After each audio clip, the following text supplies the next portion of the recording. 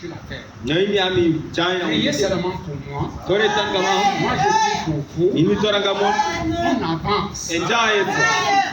Parce que Dieu a tout en main.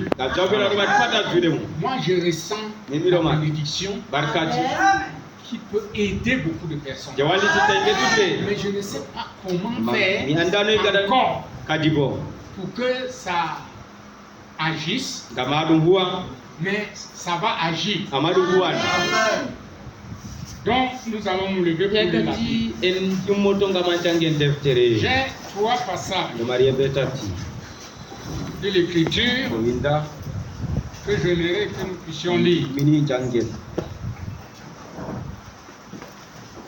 Le premier passage, c'est Jacques chapitre 2, verset 18 à 23. Le deuxième passage, c'est Jude chapitre 1, verset 3 jusqu'au verset 3. Et nous allons encore lire Josué 1, verset 5.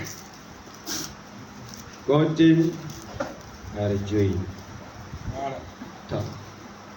C'est des passages que nous lisons régulièrement.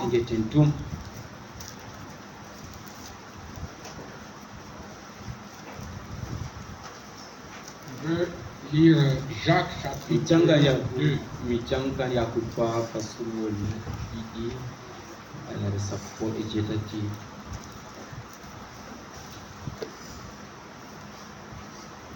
Jacques chapitre 2.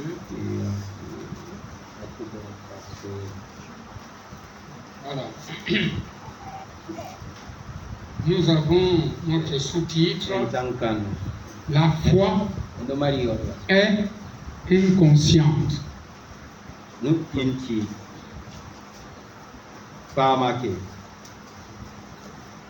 Jacques chapitre 2, à partir du verset 18. Mais quelqu'un dira, toi tu as la foi, et moi j'ai les œuvres. Montre-moi ta foi sans les œuvres, et moi je te montrerai la foi par mes œuvres. Tu crois qu'il y a un seul Dieu et tu fais bien. Les démons le croient aussi et ils tremblent. Veux-tu savoir, ô homme vain, que la foi sans les œuvres est inutile? Abraham, notre père, ne fut-il pas justifié par les œuvres lorsqu'il offrit son fils Isaac sur l'autel? Tu vois que la foi agissait avec les œuvres et que par les œuvres, la foi fut rendue parfaite. Et ainsi s'accomplit ce que dit l'Écriture. Abraham crut à Dieu et cela lui fut imputé à justice. Et il fut appelé ami de Dieu.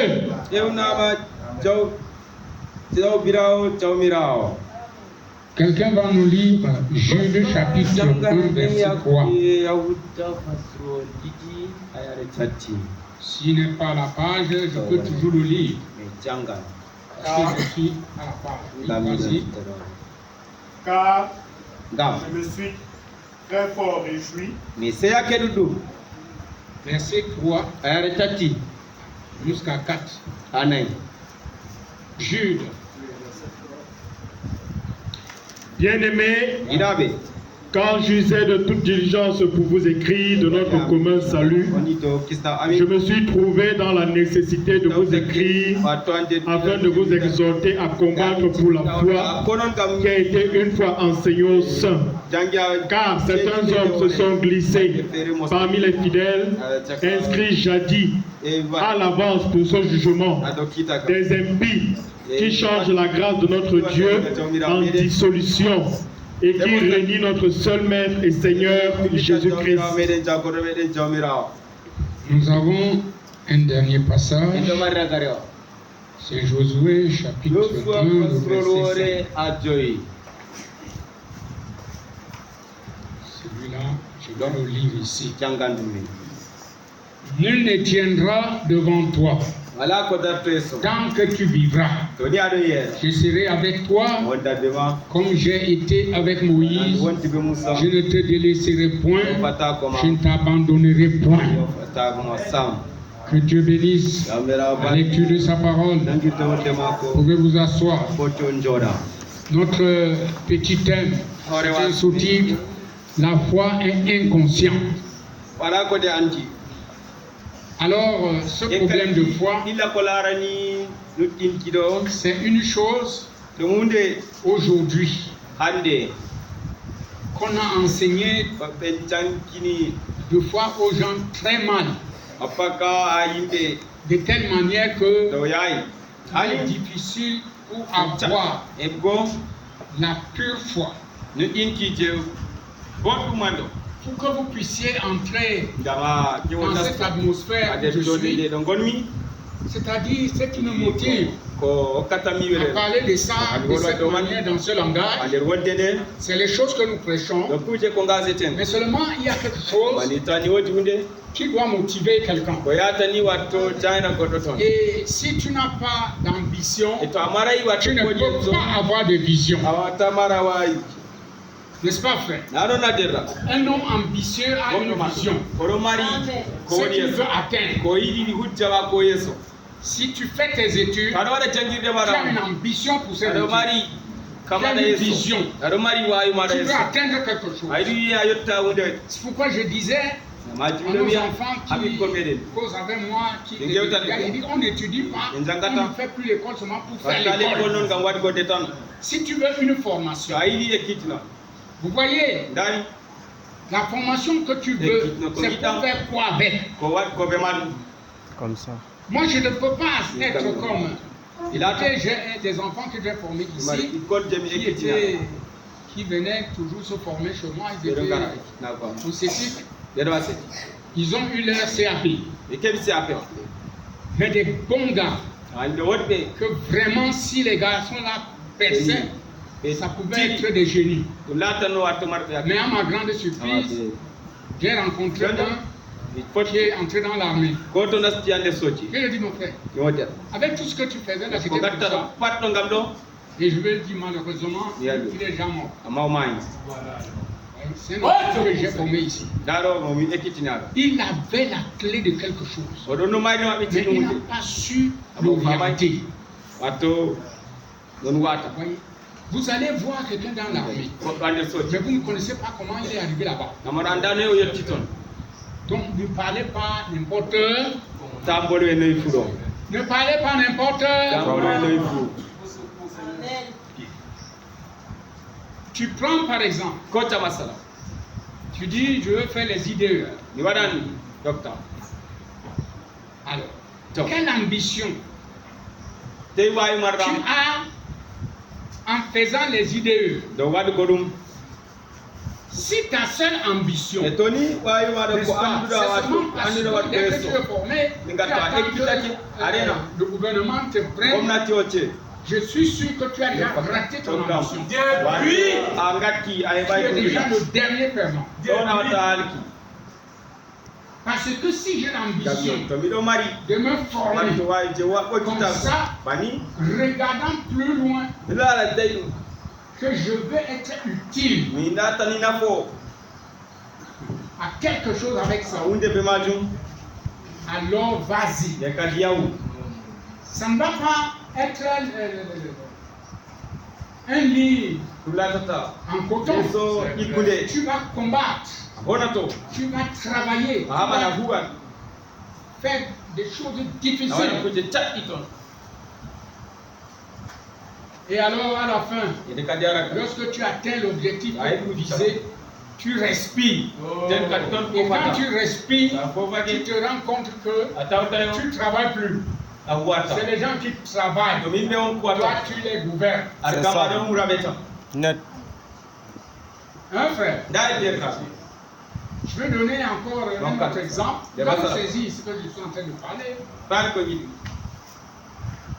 quelqu'un s'engage au génie civil. Fait le bâtiment, il y a beaucoup de choses à faire, n'est-ce pas? Mais Il ne fait pas ça pour rester toujours comme ça. Il a l'ambition. Peut-être il veut ouvrir une entreprise. Et une entreprise, tu ne peux pas travailler seul. Non, non, impossible.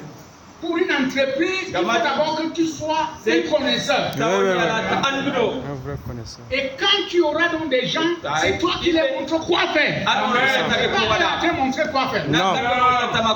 Nos entrepreneurs d'aujourd'hui ne connaissent même pas lire le plan. Le technicien, le jongle, il est tombé. Il faut lire le plan. Même avec notre foi, notre parole que nous faisons ce matin, il faut lire le plan. Il y a un plan. Le livre ici est un plan. N'est-ce pas, frère?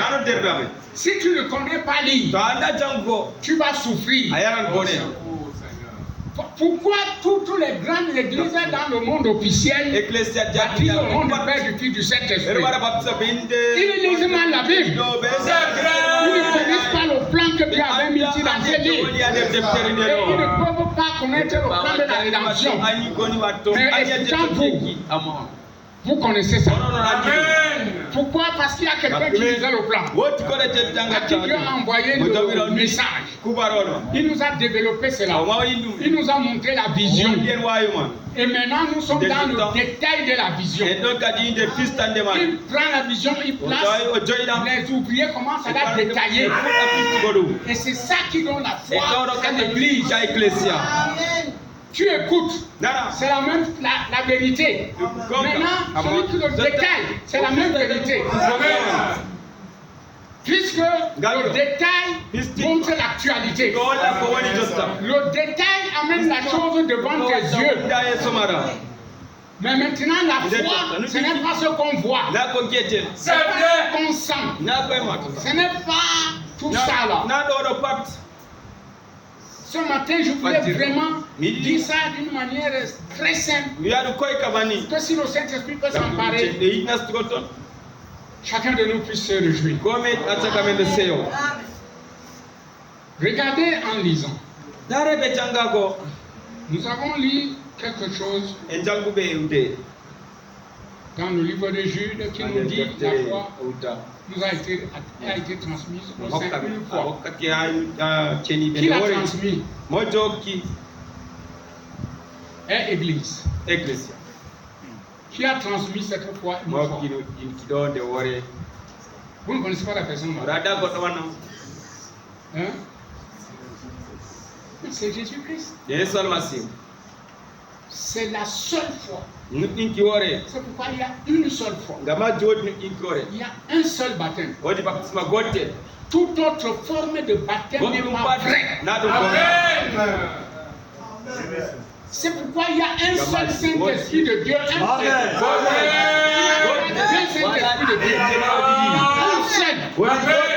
Il y a une seule foi. Un seul baptême. Un seul Saint-Esprit. Amen. Je veux répéter ça. Si quelqu'un a été baptisé en dehors de ce baptême-là, c'est faux. L'archevêque qui l'a baptisé, c'est quand même faux. Même si c'est qu'un intendant de district, c'est faux. La Bible reconnaît un seul baptême.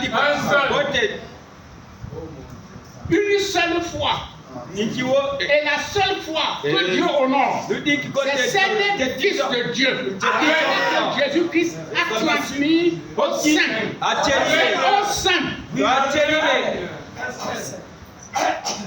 Et elle a été transmise une seule fois. C'est pourquoi il y a un mystère de retransmission. Si vous allez à la CATV, il y a une émission de retransmission. La chose qui est passée, on ramène, on vous retransmet ça. Tu n'as pas écouté ce journal, tu l'entends. Et Dieu a fait aussi que la foi soit transmise une seule fois.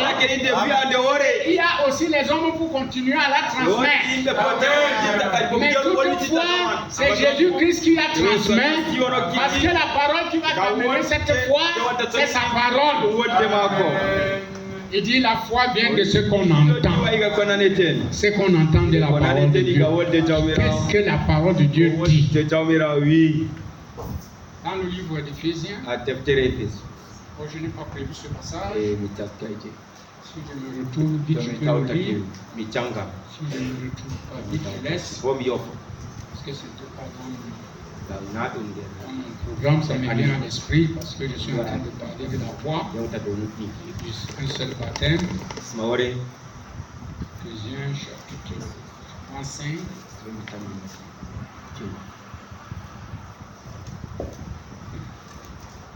Ce sont des choses que nous lisons régulièrement. Vous devez vraiment feuilleter vos Bibles. Il y a une faiblesse pour toi que les chrétiens ne lisent plus la Bible. Je suis d'accord que nous avons les Bibles ici. Mais je veux dire ma Bible. J'ai ces Bibles ici à ici à la maison. Bon. Éphésiens.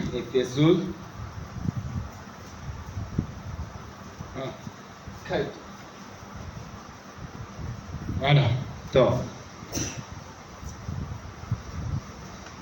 Nous allons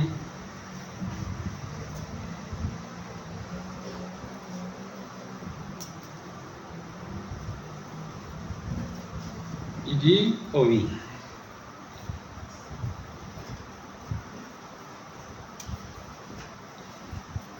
Il commence. Femmes, soyez soumises à vos maris comme au Seigneur. Car le mari est le chef de la femme, comme Christ est le chef de l'Église, qui est son corps et dont il est le sauveur. Or, de même que l'Église est soumise à Christ, les femmes aussi doivent l'être à leur mari en toutes choses. Marie, aimez vos femmes, comme Christ a aimé l'Église et s'est livré lui-même pour elle, afin de la sanctifier par la parole, après l'avoir purifiée par le baptême d'eau, afin de paraître devant lui cette Église glorieuse, sans tache, ni ride, rien de semblable, mais sainte et irrépréhensible. C'est ainsi que les maris doivent aimer leur femme comme leur propre corps. Celui qui aime sa femme s'aime lui-même, car jamais personne n'a haï sa propre chair, mais il en nourrit et en prend soin, comme Christ le fait pour l'Église, parce que nous sommes membres de son corps. C'est pourquoi l'homme quittera son père, sa mère, s'attachera à sa femme, et les deux deviendront une seule chair. Ce mystère est grand. Je dis cela par rapport à Christ et l'Église. Du reste, que chacun de vous aime sa femme comme lui-même, et que la femme respecte son mari.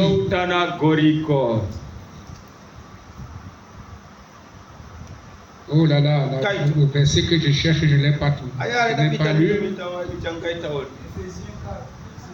Voilà, merci. Éphésiens 4. Voilà. Il y a un seul Seigneur. N'est-ce pas? Une seule foi. Un seul baptême. Oh là là. Un seul Dieu et Père de tous, qui est au-dessus de tous et parmi tous et en tous.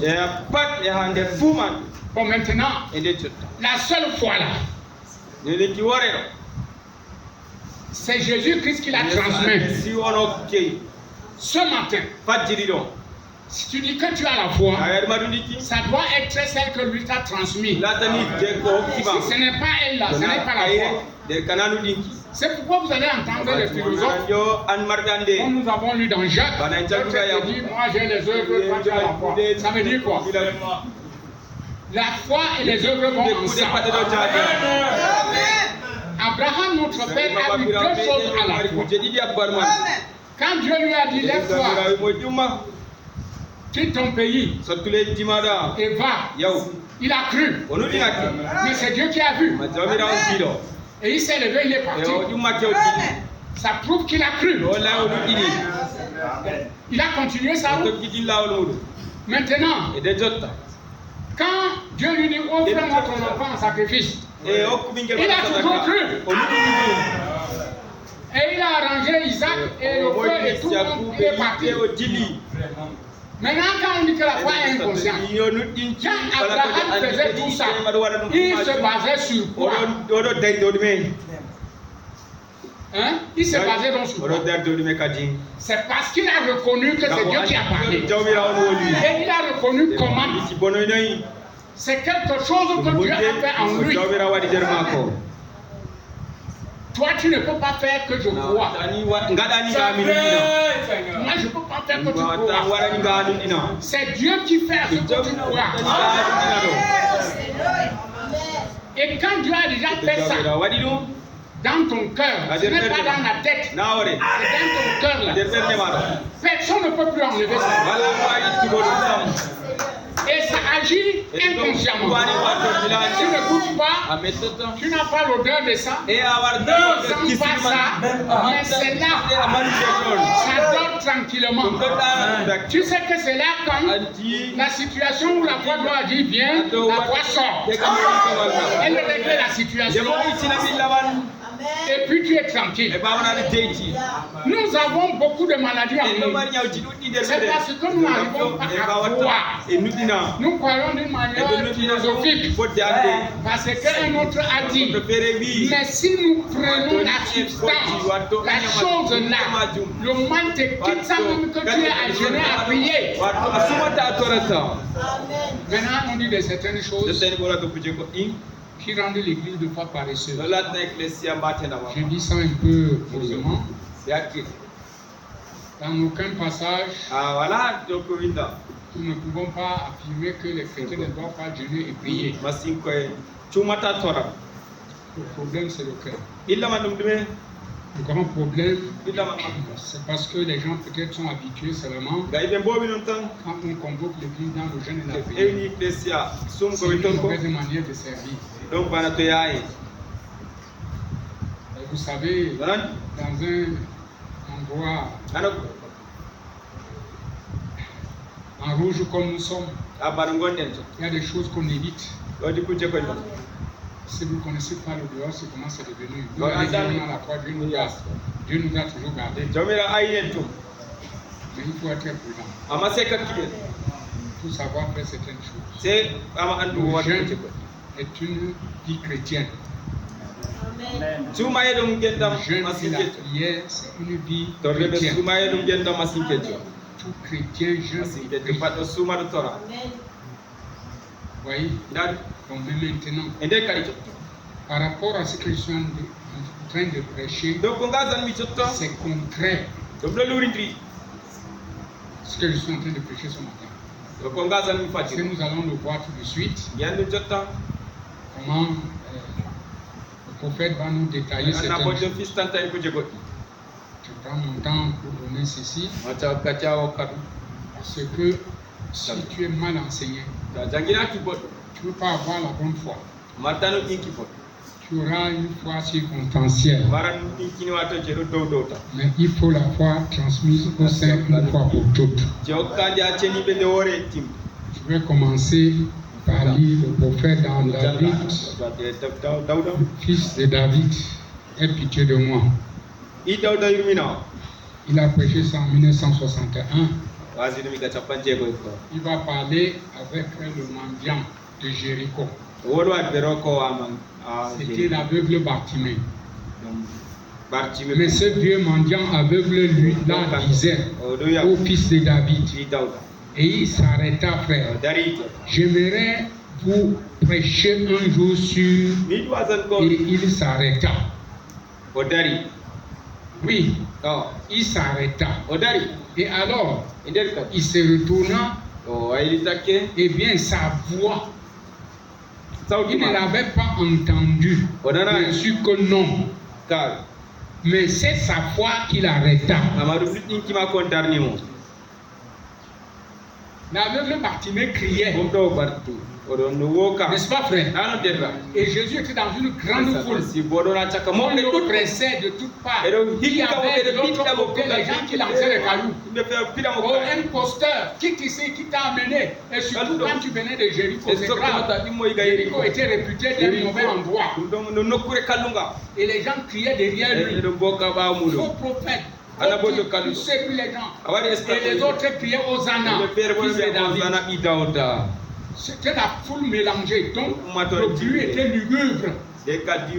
Donc quelle était la voix de Bartimée qui pouvait arrêter Jésus? C'était pas la voix. Nous nous exprimons. C'est vrai, mais ce n'est pas ta voix qui le fait arrêter. C'est ta foi qui le fait arrêter. Si Jésus traverse la salle tout de suite et qu'il y a un besoin, c'est là où il y a la foi qu'il va s'arrêter. Résoudre ce besoin.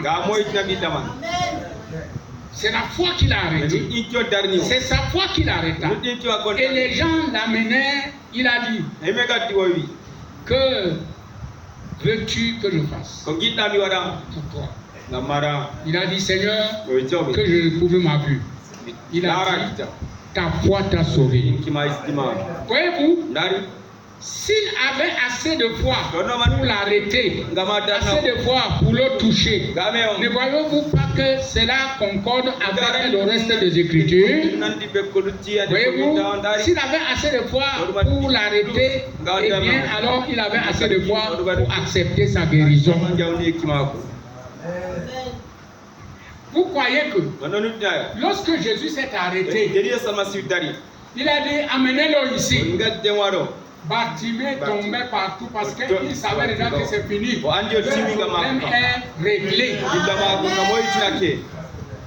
C'est pourquoi si on te dit frère, monte ici, c'est toi qui as le problème, non? En quittant pour monter, voilà donc que ce problème est réglé.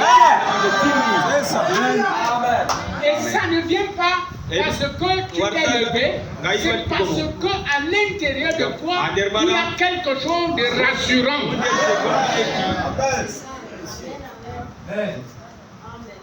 Ce qui nous dérange, nous sommes très légers en matière de la promesse que Dieu nous a faite. Oui. Ta foi t'a sauvé. C'est ta foi qui l'a fait. Et il a continué son chemin.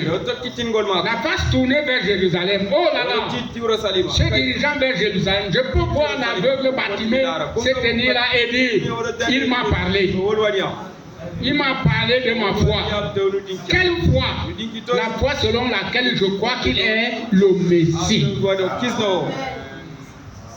voyez comment ça se développe, non? Il faut que nous puissions apprendre à croire les gens en tant que tels. Que ce soit une position biblique que cette personne a, nous devons le croire en tant que tel. Oh. Comment a-t-il pu m'entendre alors que j'étais assis tout derrière? Ou 200 ou 300 yards contre cette muraille. Et eux, tout braillaient. Ils faisaient des histoires. Et les gens qui se comportaient comme ils le faisaient. Eh bien, j'ai eu assez de foi pour croire. Et je l'ai arrêté. Et il m'a dit, dites donc, je peux voir mes mains. Et la Bible dit qu'il l'a alors suivi, se réjouissant et glorifiant Dieu. La foi d'un mendiant aveugle l'avait arrêté, alors qu'il avait une aussi grande mission. La foi d'une personne ici ce soir peut l'amener de la gloire jusque dans cette salle, bien sûr. Il peut vous guérir, il peut vous accorder la délivrance. Nous venons chez Dieu de fois sans nous préparer. Sans nous préparer. C'est pourquoi, étant ici dans la salle, on oublie ce que nous sommes venus faire. N'oublions pas ce que nous sommes venus faire. J'ai le témoignage d'un frère qui a obtenu une guérison ici à l'église. Il était devenu vraiment souffrant. Et il s'est dit dans son cœur que je ne demande même pas la prière. Quand le pasteur va prêcher et qu'il va toucher la guérison divine, je saurai que c'est ma délivrance. J'ai prêché le jour là. Je n'avais rien à voir avec la guérison divine. Mais à un moment, je ne sais pas quand est-ce que je suis entré. Le frère est sorti guéri. Il est venu et a mis un point sur sa foi, dans son cœur, que le mot guérison divine sera pour ma santé.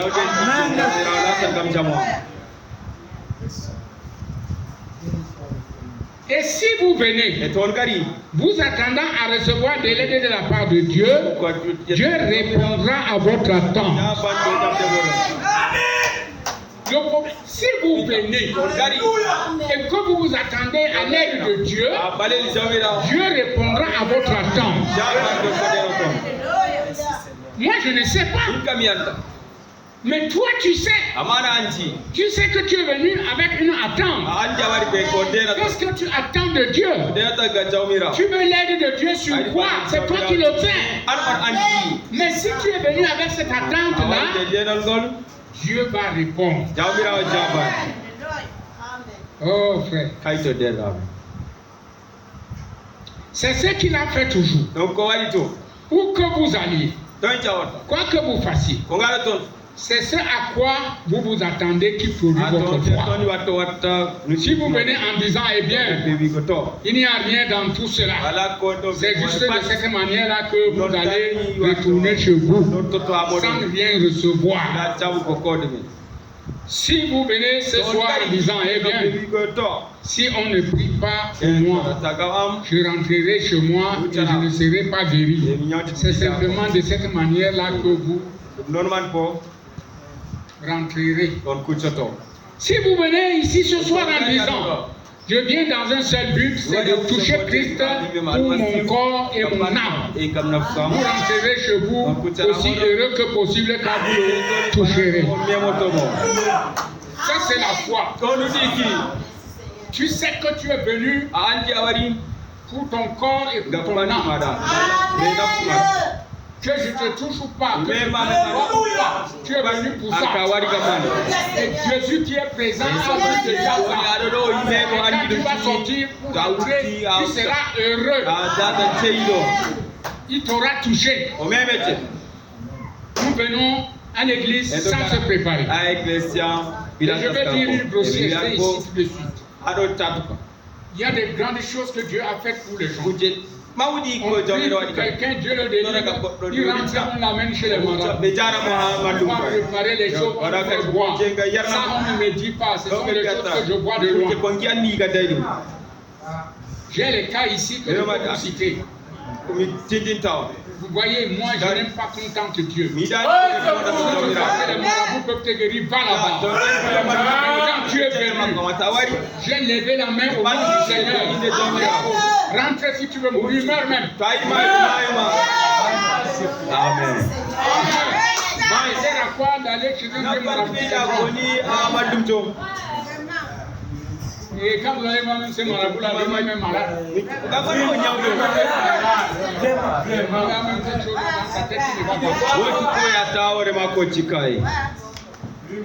C'est pourquoi, peuple de Dieu, vous devez être très vigilant.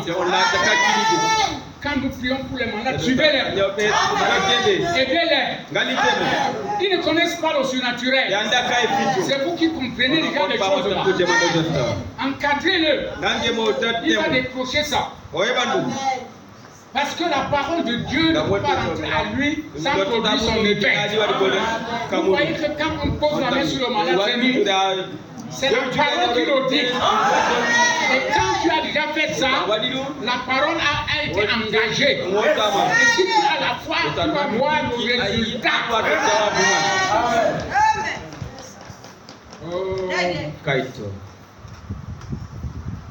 Maintenant, peu importe à quoi ressemble l'opposition, c'est Christ qui est la réponse.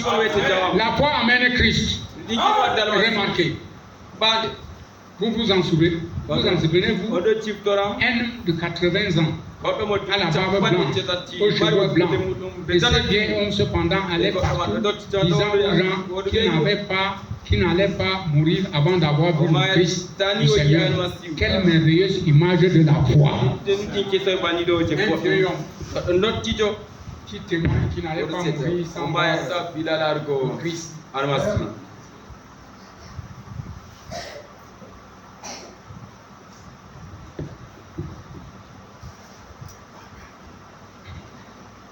La foi ne connaît aucune défaite. La foi est parfaite.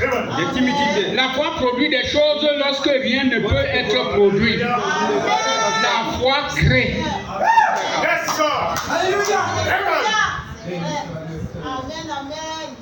Église. Vraiment, ma prière que j'ai faite à Dieu, c'est qu'il nous enseigne à croire. Nous pouvons penser que nous croyons, ce n'est pas ça. La foi t'est transmise. C'est la réponse de Dieu lui-même pour prouver qu'il t'a agréé et il te la donne. Dieu ne peut pas te donner la foi sans te donner aussi le Saint-Esprit. Et si on veut prêcher, il faut secouer un peu. Quelle foi tu as? Que Dieu te dit, ma demoiselle, madame, l'habillement sexy n'est pas pour moi, c'est pour le monde. Tu ne crois pas. Tu peux même parler en langue, mais tu ne crois pas. Tu peux même prophétiser. Tu peux même prêcher comme ça. Frère, la prédication que vous voyez là, c'est aussi un mystère. Le mystère de la prédication, c'est que si quelqu'un se présente à vous et dit que Dieu l'a envoyé, vous allez dire que non par rapport à quoi? Vous devez le regarder, non? S'il a envoyé, Dieu est avec lui. Mais je veux vous dire que ta foi de savoir que Dieu envoie les hommes, fait que tu déclenches des choses, mais sans que ça soit une source pure. Amen. Alléluia. Correct. Ça là, c'est une dimension, c'est de ma vie. Je veux dire, un adultère peut coucher avec une femme, excusez-moi, mais pour être clair, là dehors, mais il t'impose de mettre, tu trouves la guérison. Tu vas alors juger quoi? Lui va se contenter que mais il y a le résultat. C'est un pécheur. Dieu ne coopère pas avec le péché. Mais ta foi s'est accrochée sur l'acte qu'il a fait parce que l'animal est biblique. Amen. Je voudrais enlever un peu la superstition. Le but de mon sujet, c'est d'enlever la superstition à l'église. La première chose que Dieu fait pour que tu sois utile, c'est de te nettoyer. De t'ôter le péché. Parce qu'il est mort pour ce péché au calvaire. Mais il ne peut pas te garder encore à l'église avec le même péché. Le Saint-Esprit te nettoie, n'est-ce pas? Et il te vaccine. Il met quelque chose anti-péché dans toi. Comme le péché c'est l'incrédulité, il te vaccine contre l'incrédulité et tu crois des choses qu'on ne peut même pas croire. Pourquoi? Parce que la foi crée. La chose n'est pas là, mais la foi amène la chose à l'existence. Oh, Kaito.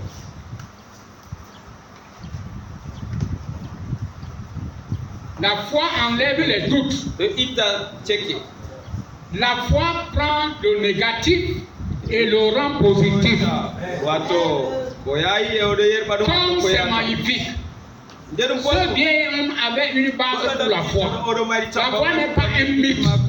Ce n'est pas quelque chose qui vient d'une fabrication mentale. C'est absolument un résultat fondamental qui se produit dans le cœur d'une personne. Lorsque la foi est appropriée, à ce moment-là, cela produit quelque chose dans le cœur de cette personne. Mais cela ne peut pas être basé sur une déclaration du genre. Eh bien, allez toucher un arbre, vous serez guéri. Ou invoquer le poteau. Elle doit avoir un fondement. Tu es malade, on te dit non. Va arrêter le poteau là. Le monsieur là faisait quelque part, excusez-moi, je ne veux pas nommer l'endroit. Il dit vous tous là, touchez la radio. Ça c'est quoi? Nous n'avons pas une promesse pareille. Le fanatisme entre et les magiciens vont nous embrouiller. Oui monsieur. La foi a un fondement. J'ai réprimandé ça. On m'a poursuivi, mais aujourd'hui c'est en train de disparaître. Frère, je suis bizarre. C'est pas que je connais toutes choses. Mais j'ai quand même ma vieille vie. Tu ne peux pas facilement me trimballer moi. Église, si je me tiens ici et que je dis bon, est-ce que tu as un problème? Viens, je vais te prier pour toi. Viens, dis-moi le problème. Amen. Tu ne peux pas prier au vide. Hein frère? Tu veux l'argent? Bon, je dis, moi je veux l'argent. Je dis ok. Le problème de ce garçon, c'est qu'il veut de l'argent. Seigneur, donne-lui de l'argent. Qu'il parte. C'est pas vrai? C'est vrai. Amen. Je vous assure, j'ai réprimandé ça. J'ai trouvé quelqu'un qui prend l'eau et l'asperge aux gens. D'autres même on boit. Je me dis que frère, ça c'est le spiritisme que j'ai dit aux croyants, ne croyez pas les choses comme ça. Ce n'est pas, nous n'avons pas un fondement avec ça. Il me dit, mais quand Élisée avait dit à Naaman d'aller se jeter dans la mer, c'était écrit, je dis, tu n'es pas Élisée. Nous ne sommes pas la dispensation d'Élisée. Nous sommes à la dispensation de William.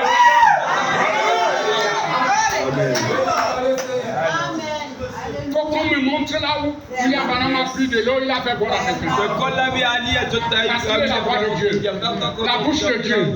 Ne croyez-vous comme ça? Il nous a enseigné le plus fondement de la foi. Nous devons nous entretenir à ce fondement-là. Amen, frère. Ne fais pas boire l'eau aux gens. Tu fais ça, je te mets dehors. C'est ça la voix des hommes.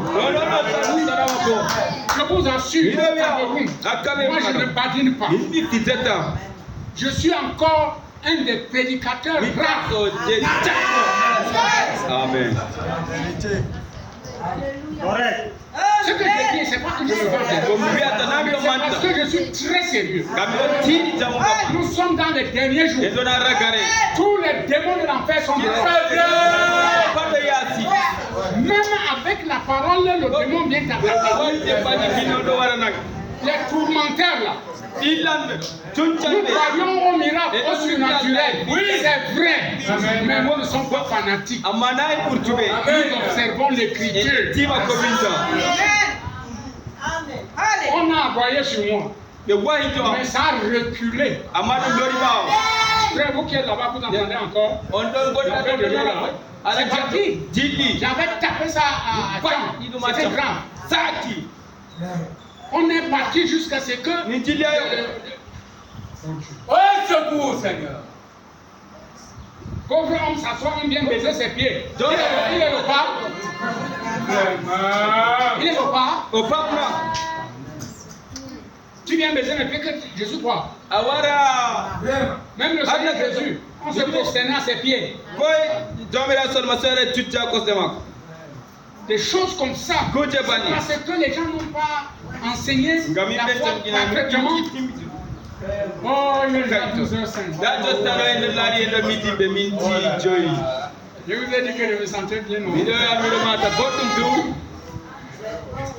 Ça m'a déjà tiré. L'affaire sur la foi, c'est très sérieux. Si nous sommes bien enseignés, la foi là est transmise, vous êtes au repos. Il n'y a pas une chose qui dépasse Dieu de faire. Il n'y a pas. Voilà. Et je vais aller loin pour équilibrer les choses. Il y a des choses qui nous arrivent parce que Dieu veut que nous soyons éprouvés et façonnés, apprendre à l'aimer dans toutes les circonstances. Même dans la maladie, on l'aime. Mais en résumé, quand nous avons la foi, le prophète Ben dit même la mort ne nous effraie pas. La foi contrôle même la mort. Amen.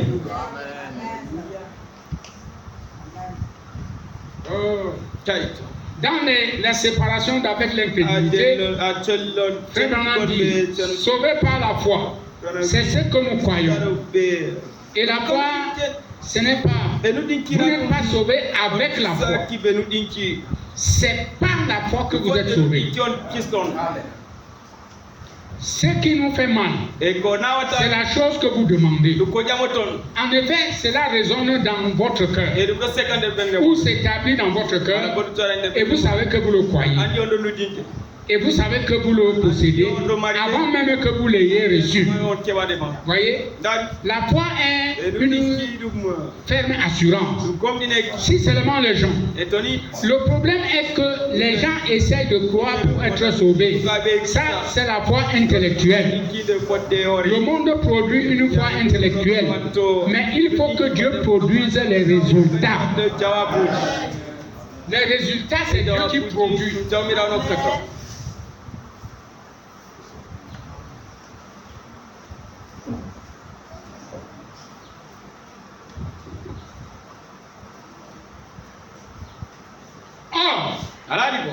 Si votre foi est dans votre pensée, ce n'est pas très bien. Faites descendre votre foi ici. Vous laissez votre esprit raisonner continuellement là-dessus et dire, eh bien maintenant voyons, cela dit ceci, le médecin a dit ceci, et maman a dit ceci, et papa a dit ceci, le pasteur dit ceci, et bien ça, c'est la foi intellectuelle. Vous voyez, frère, c'est le prophète qui illustre ça comme ça. Oh, je crois la Bible. Oui, oui, je crois que c'est juste. Mais vous savez, les gens, voyez-vous, essayez de raisonner. C'est la foi intellectuelle. Mais lorsque votre foi quitte le domaine intellectuel et que le Saint-Esprit place cela dans l'âme, et dans le cœur, vous ne pensez même pas à ces choses. Ah, ça commence. Si le Saint-Esprit prend la foi, place ça dans ton âme et dans ton cœur, vous ne pensez pas. Amen. La foi n'est pas ce qu'on pense. Vous ne penserez même pas à ces choses. Vous ne chercherez même pas à voir quelque chose. La seule chose que vous savez est que cela va arriver, peu importe qui est la personne qui dit le contraire. C'est ça. C'est dans le cœur. Dieu met cela à l'intérieur. Voilà. Lorsque Dieu met cela à l'intérieur, tous les démons des lieux de tourment ne pourront jamais ôter cela.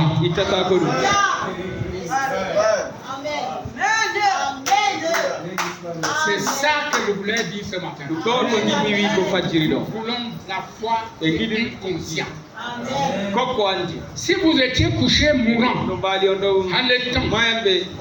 allaitant, en cherchant votre souffle, les râles de l'agonie étant dans votre gorge. 50 médecins se tenant autour de vous disant, dans les 5 prochaines minutes, il ira vers Dieu. Il est en train de s'en aller maintenant. Mais qu'au fond de votre cœur, vous croyez que Jésus-Christ vous a guéri. Cela ne vous dérangerait pas du tout. Aussi certain qu'il existe un Dieu au ciel, vous en tirerez. Oui, parce que Dieu est lié par le devoir. Il doit tenir sa parole. Et vous ne saurez jamais qui est Christ ou que c'est la parole avant que le Saint-Esprit ne vous le révèle d'abord personnellement dans votre cœur. Mon frère, la leçon de ce dimanche matin est bien. Le peuple meurt. Il dit que ce peuple sans révélation est un peuple sans frein. Le frein sert à stabiliser l'argent. C'est pas vrai? C'est ça. Les gens n'ont pas de frein. Moi, je n'aime pas les femmes qui babardent. Comme la radio et non, moi ça me plaît pas. Quand vous bavardez, vous oubliez même les choses pour dire qu'il ne faut pas dire. Il y a des hommes aussi comme ça qui parlent sans réflexion. Un homme ne bavarde pas. Un homme s'exprime. Il peut parler et se ressaisir s'il est en train de dire quelque chose mal placé. Comme je crois que le chrétien ne ment pas, mais il peut dire quelque chose de déplacé. Vous n'avez pas dit qu'il a dit un mensonge. Il a dit quelque chose mal. Il peut corriger ça. N'apprenez pas ces habitudes qui ne sont pas bonnes pour votre foi. Vous avez affaire à un Dieu vivant. Amen. Et vous devez avoir une foi vivante. Comme Jean nous l'a enseigné. Bien. Si et vous ne saurez jamais qui est Christ ou que c'est la parole avant que le Saint-Esprit ne vous le révèle d'abord dans votre cœur. Alors, vous êtes convaincu que Jésus est Seigneur. Lorsque votre cœur le déclare, ce n'est pas lorsque votre connaissance le déclare. C'est pas la connaissance, parce que la connaissance connaît ça. C'est ce que le pasteur dit, non? Le pasteur va dire Jésus-Christ est Seigneur. C'est la connaissance. Toi aussi, tu dis Jésus-Christ est Seigneur. N'est-ce pas vrai? Ça sera vrai quand c'est le Saint-Esprit qui le grave dans ton cœur. Là, ton esprit à toi reconnaît ça. C'est là où il y a la guerre. L'esprit de l'homme et l'affaire là, la guerre. Lorsque votre cœur le déclare, ce n'est pas lorsque votre connaissance le déclare. Lorsque votre cœur le déclare, c'est à ce moment-là que vous le savez. Oh, bien. Dans son message, Jésus-Christ est le même hier, aujourd'hui et éternellement. Il a prêché à Chicago. Il nous dit, eh bien, Jésus traversait dans une barque, rapidement, juste quelques minutes. Il traversait cette mer. Je peux bien m'imaginer comment c'était. Il avait prêché toute la journée et cette nuit-là, une forte tempête avait éclaté sur la mer et avait failli faire sombrer cette petite barque, alors que lui était épuisé et fatigué. Mais il n'avait jamais peur. Notez ça, Jésus n'avait jamais peur. J'aime ça. Jésus n'avait pas à aller jeûner toute la journée, prier toute la journée et puis dire maintenant, je me demande si j'ai assez de foi pour faire ceci. Il était inconscient de la foi qu'il avait.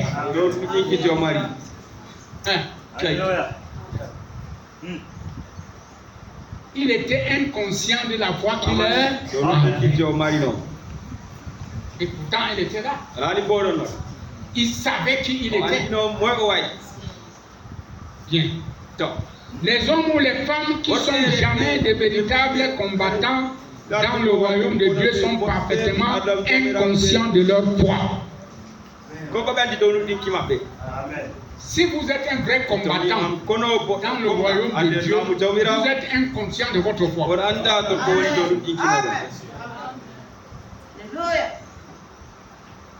Vous continuez à éprouver votre foi. Je me demande si j'ai assez de foi pour faire ceci. Regardez. Ai-je la foi? On n'éprouve pas la foi. Si tu te poses ces questions, la foi n'est pas là.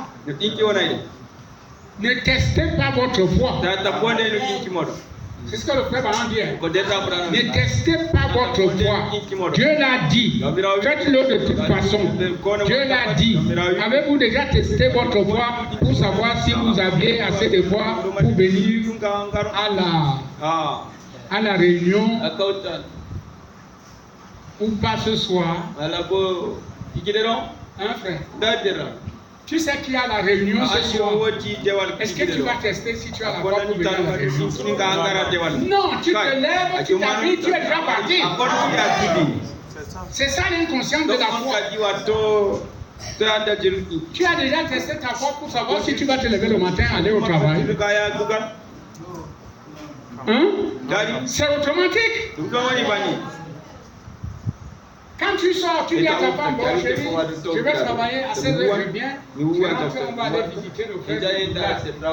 Tu as testé ça? Tu as parlé parce qu'il y a quelque chose dans toi qui te dit, tu vas rentrer. Et c'est inconscient. La femme dit, bon chérie, je t'attends. Quand elle te dit, je t'attends, tu es sûr qu'il va revenir. C'est cette foi inconsciente là.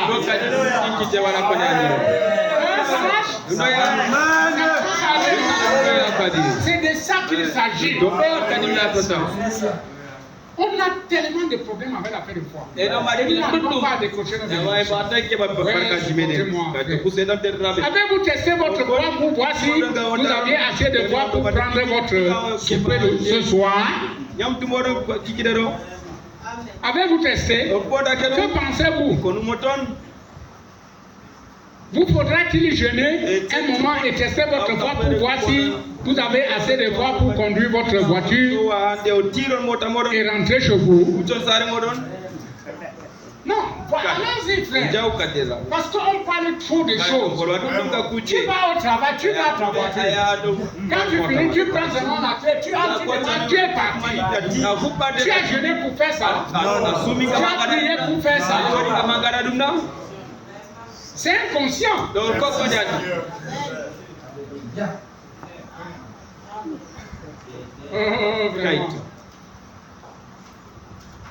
C'est bien automatiquement que vous croyez cela. Maintenant, alors, la leçon est ici. Et je suis en train de terminer. Mais je ne vais pas prêcher. J'ai commencé ça. Il faut bien entendre. Parce qu'il y a des petites choses là qui sont bonnes. Mais Dieu, nous sommes là. Le fondement fondamental pour la foi à Chicago, c'est Fred Branham qui dit. Or, nous entendons tellement de gens dire, eh bien, si seulement j'avais la foi.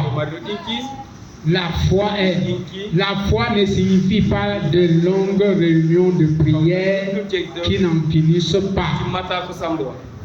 Frère, quand on dit ça, on n'a pas empêché un chrétien qui peut prier même toute la nuit. Non. Les longues réunions de prière qui n'en finissent pas. Vous croyez que si nous venons ici pour prier, il faut d'abord compris toute la journée pour qu'on sache qu'on fait. Nous entrons ici, préparés pour parler à Dieu. 30 minutes. Vraiment, l'église a prié. Si les gens sont préparés à prier. Je plairais l'autre jour, j'ai introduit quelque chose ici, mais je n'arrive plus à venir. Parce que la soirée là, ça avait démarré.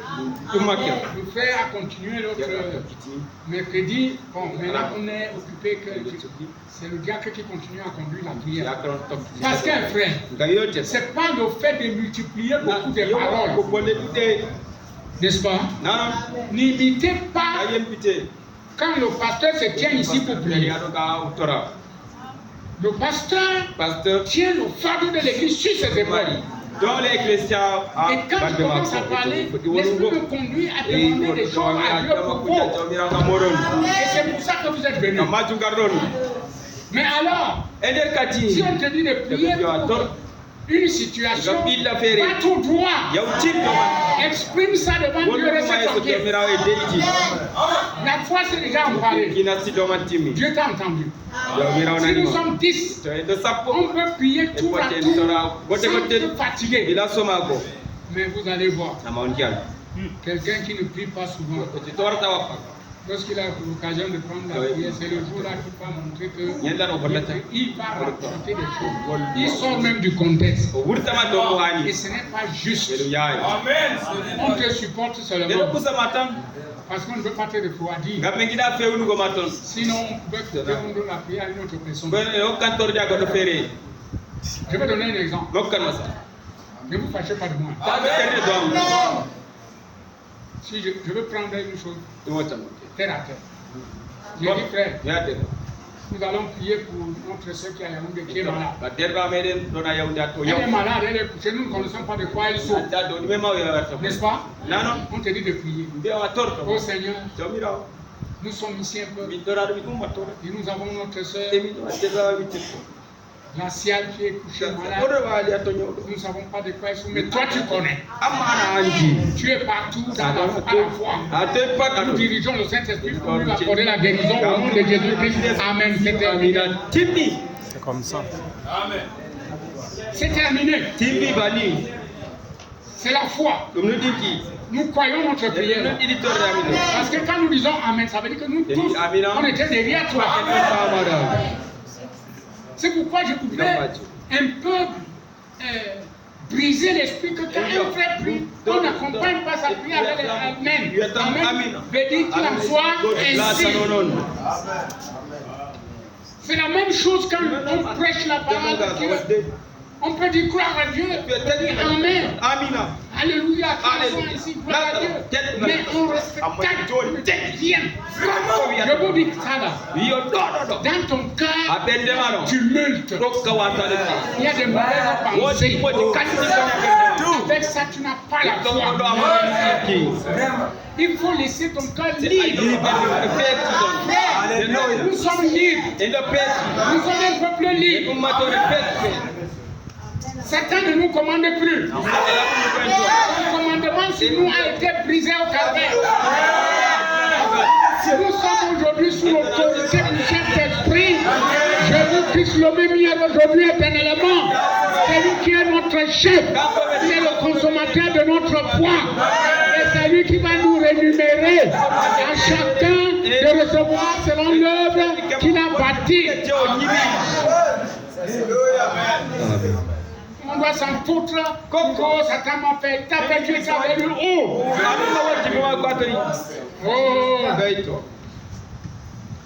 Elle ne signifie pas de long jeûne. La foi est une chose inconsciente. Votre réelle foi, vous en êtes inconscient. Vous ne savez pas cela. La foi que vous avez, c'est quelque chose dont vous êtes inconscient.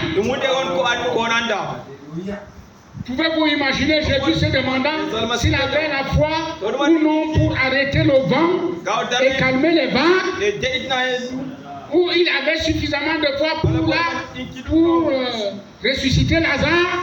Il n'a jamais mis sa foi en question. Ah oui, pas de question. Et quand Lazare, son ami, était mort, il a dit, je me réjouis même parce que je n'étais pas là. Mais lui était content, pourquoi? C'est parce qu'il savait qu'il était la résurrection. Un frère, il dit que je me réjouis. Mais allons le réveiller. Quand il arrive, oh, le sentiment. Il était un homme qui est brisé. La sœur du mort est venue tomber à ses pieds. Oh, si tu étais là. Vraiment. Il dit, mais s'il était là, ça change quoi? Amen.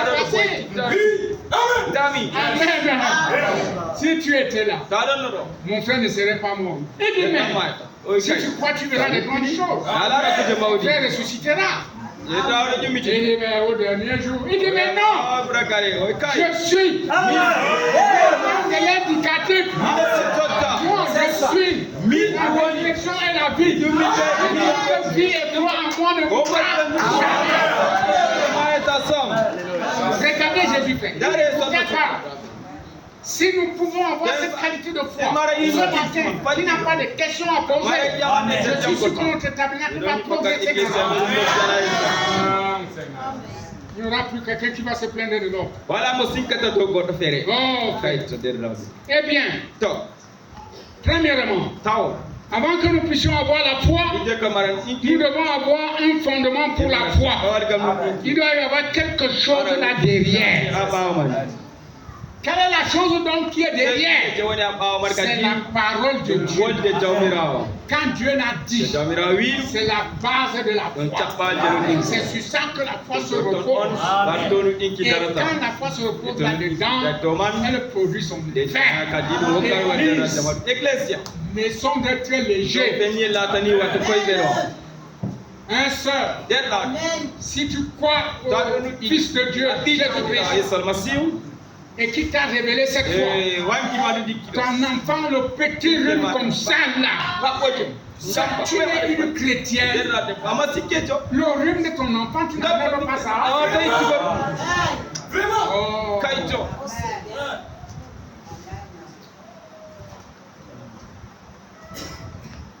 Tu vas attendre. J'ai même pitié. Hein. Ton enfant est malade. Tu attends aller à l'église pour demander la prière. Le Dieu compris ici à l'église, il y a deux. Tu es une fille de Sarah. Tu es un enfant d'Abraham. Pourquoi tu ne revendiques pas ta place? Prends ton petit genou là, pose-lui la main au nom de Jésus. Tu es venu ici, c'est pas ta place. Tu cherchais où aller, mais c'est pas ici. Dégage-lui. Tu restes. On va chauffer jusqu'à avant de penser au paracétamol. Pense d'abord que tu es la fille de Dieu. Tape d'abord ça. Et après, tu veux lui donner le paracétamol. Si tu l'as déjà giflé. Alléluia. Amen. Il y a des choses qu'on ne veut plus accepter. Tu es une chrétienne. Si tu sors là, tu le suis. Tu arrives là-bas au carrefour Durango. Tu trouves le frère qui est tombé là-bas, la mousse sort ici. Tu vas quitter pour commencer à courir pour aller chercher le pasteur. Non. Tu n'es pas membre du corps. Tout ce que nous croyons ici, tu le crois, non? Incline-toi. Mets tes genoux. Ici, mon frère, s'il ne bouge pas, même s'il a serré les dents, au nom de Jésus, il reviens. Je suis le Fils de Dieu ici. Tout le ciel est ici avec moi. Car je suis un ambassadeur. Le démon n'a pas fui. Il dit tu croyais? Le démon croit que Dieu existe, il tremble. Il va partir. Et tu auras une expérience de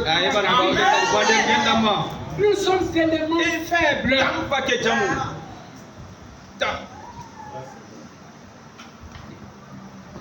Que Dieu vous bénisse. Tu termines la foi de 1961. Eh bien, c'est pareil pour la foi de Dieu. La foi de Dieu, c'est la foi. Et nous avons la foi ici ce matin pour guérir toute maladie, pour tout faire. Mais c'est contrôlé par une loi. Et cette loi, c'est la foi. La loi de Dieu, c'est la foi. Jésus a dit, tout ce que vous demanderez en priant, si vous pouvez croire que vous l'avez reçu, vous pouvez l'avoir. Vous y êtes. Alors c'est la foi qui contrôle cela. Et la foi nous est donnée selon les besoins que nous avons. Dieu donne à certains d'entre nous une certaine portion de foi, à d'autres une autre portion de foi. Ce n'est pas une grande puissance surnaturelle que vous avez. En effet, quand vous devenez chrétien, vous avez déjà la puissance, mais vous manquez la foi pour faire agir cette puissance. Oh Seigneur, que le Seigneur vous bénisse. Vous voyez, la foi est inconsciente. Quand vous devenez chrétien, vous avez déjà la puissance. Mais il manque la foi pour faire agir cette puissance. Vous voyez, combien de fois l'étude de la parole est bonne. Ça nous positionne très bien. Là, vous pouvez déjà avoir votre propre discernement sur vous-même. De manière que quand on prêche, vous ne pouvez pas vous fâcher. Quand nous disons ça, vous allez dire que qui dit souvent même aux gens là que nous nous fâchons? Frère, même Frère Branham parlait de ça. Quand on prêche, les gens se fâchent. Il dit ce n'est pas eux, mais c'est les démons qui font ça. C'est vrai. Ils rident le front comme ça. Ils se fâchent. C'est le démon qui te fait ça. C'est pas toi. Parce qu'il y a même les choses que tu commences à insister, que tu te dis, ah, il doit passer sa vie. Il insiste ça sur quoi? Il y a quoi? Ça veut dire que tu es malade. C'est même pour toi que la parole a sorti. Tu veux qu'il passe pour quoi? Ça te regarde à quoi? Est-ce que c'est toi qui lui as dit de dire ça? Il faut être, je ne sais pas quoi. Tout ce que j'ai dit là aujourd'hui, j'ai pensé que je vais dire ça. Non. Je n'ai pas pensé à ça. J'avais mes tests. Quand je dis que je n'aime pas prêcher, est-ce que j'ai parlé de Josué ici? Pourquoi j'ai mis ça de côté? Parce que je vais y revenir. On verra alors comment Josué agissait. Il a entendu la parole de Dieu.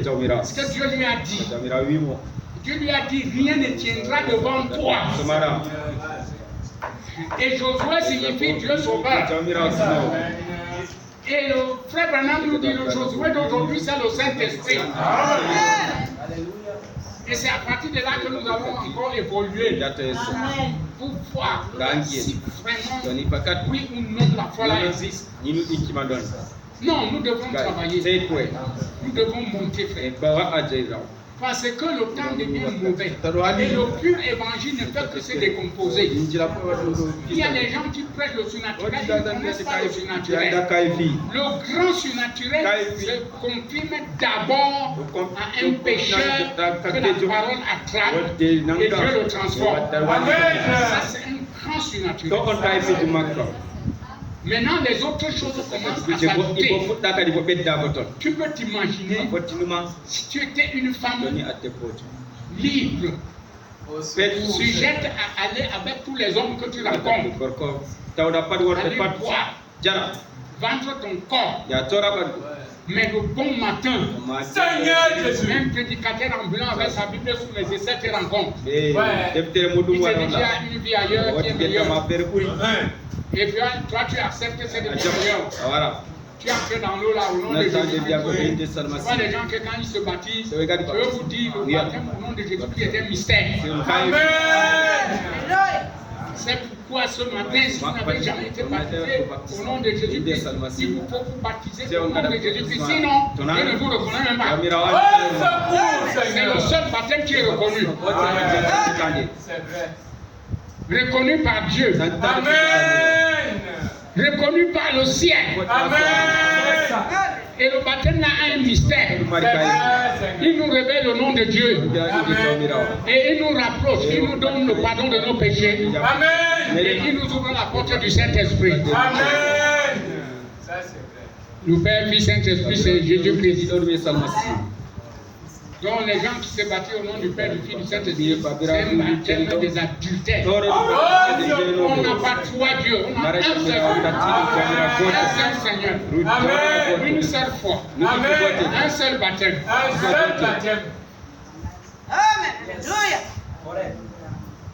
Voyez donc. Église. Réveillons-nous. Ou alors redressons-nous. Que chacun se redresse et qu'il prenne les choses et qu'il avance avec ce qu'il fait. Qu'il laisse le Saint-Esprit révéler la foi en nous. Nous n'allons plus tâtonner. C'est pourquoi les saints sont morts.